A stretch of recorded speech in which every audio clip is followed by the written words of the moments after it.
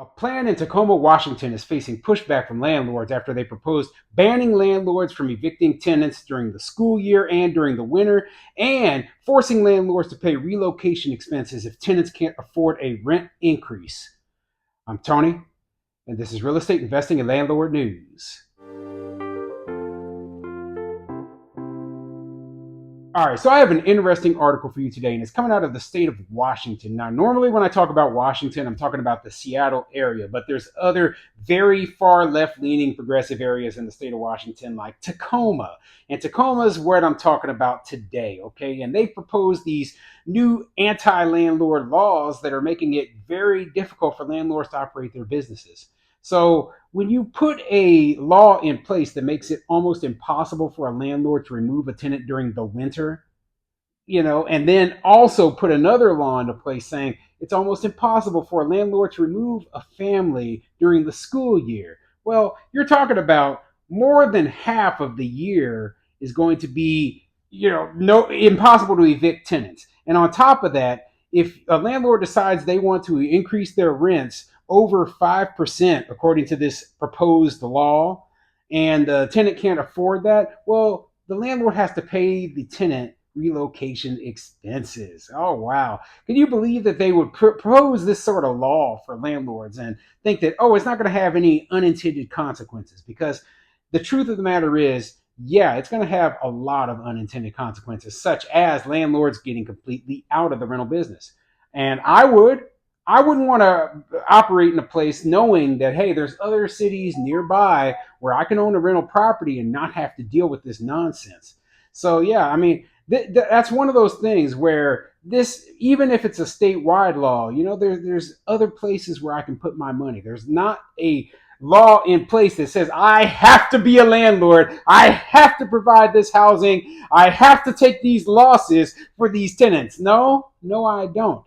You take care of that. You're the government. If you want to provide affordable housing for people, maybe you should do it instead of trying to force landlords to provide affordable housing for you. That is dumb, okay? It is dumb, and I'm not for it. We're private business operators, and we should be allowed to act like other private businesses act, and that is, we should be allowed to make money.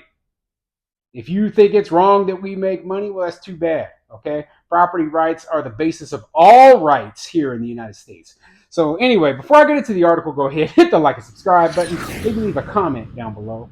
Let me know what you think. So what do you think of these laws? And I've heard of a law that banned, school year and winter evictions. I believe it was proposed in Seattle. I think it actually passed in the city of Seattle, right? So another city in Washington state. That's probably where they got the idea from. But what do you think of these sorts of laws?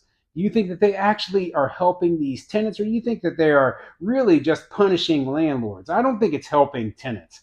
I think what it is doing is it's putting tenants who are, very, very awful with their finances, and putting them in a worse position because they're going to continue to accumulate debt for all those additional months that they were allowed to stay in the unit.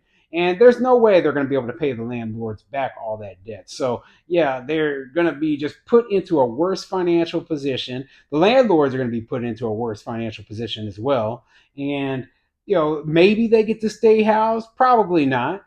If you accumulate thousands of dollars in additional debt, that's not going to help your eviction case any. You're not going to suddenly get back on your feet 6 months later after the winter ends. No, you're still going to have to go on and find somewhere else to live. And, if the government wants to help these people, you know what they should do? They should pull out funds to pay the landlord the rent that is owed. They shouldn't force the landlord to take a loss. That's dumb. And that's my biggest gripe, okay? Rather than saying, okay, we're going to provide funding for rental assistance for these people, they say, no, landlord just has to take a loss. Idiotic. Anyway, let's get into the article. This article is coming from the newstribune.com, and it says, Tacoma Renters' Rights Initiative deemed punitive by some landlords and developers. All right, let's get into it. A controversial renters' rights initiative deemed punitive by some Tacoma landlords and developers will be on the ballot this November after a legal fight with the city came to a head in August. As previously reported by the News Tribune, Tacoma for All advocates say their proposed amendments to the city's rental housing code are much needed to support renters facing unprecedented rent hikes and economic uncertainty. But some small landlords and developers in Tacoma say the initiative will harm their livelihoods and make the housing market more unstable, resulting in more corporate ownership and higher rents. And it absolutely will result in higher rents. And landlords will have to increase their rents as much as possible in order to cover potential losses due to these new laws they're trying to pass. So it's going to be on the ballot, and it's not looking good for landlords. Whenever I see that, hey, one of these laws is going to be voted on, especially in these more left-leaning states, I always am very, very pessimistic. I don't believe that landlords have much of a shot of winning because our numbers are not as big as the number of renters that there are in most places. Now, I don't know the exact statistics for a place like Tacoma, but being a larger city in the state of Washington, I would assume that there are more renters than there are property owners within the city limits. Now, that doesn't necessarily mean that this sort of law will pass, right? But it gives them much, much greater odds of passing. So, in places where there are more homeowners, more property owners, it seems like these anti-landlord laws are much less likely to pass. Also, in places with lower housing costs, it seems like even if there are a greater number of renters in a city, but if the housing costs are much lower, if you can go and buy a house for a reasonable amount, it still seems like even then that landlords seem to have more rights. So I don't know exactly what's going to happen. I don't believe that Tacoma is a inexpensive place to live, and I believe that they have a high number of renters. So odds aren't good that this sort of thing is not going to pass. But like when you read about, hey, this is an unprecedented uh, increases in rent that we're facing right now. Well, yeah, but we're also facing new, much, much higher inflation than we have seen in 30 plus years. Okay. So you can't tell me that landlords aren't facing increased costs, which is being reflected in these higher rents that or tenants are having to pay right now.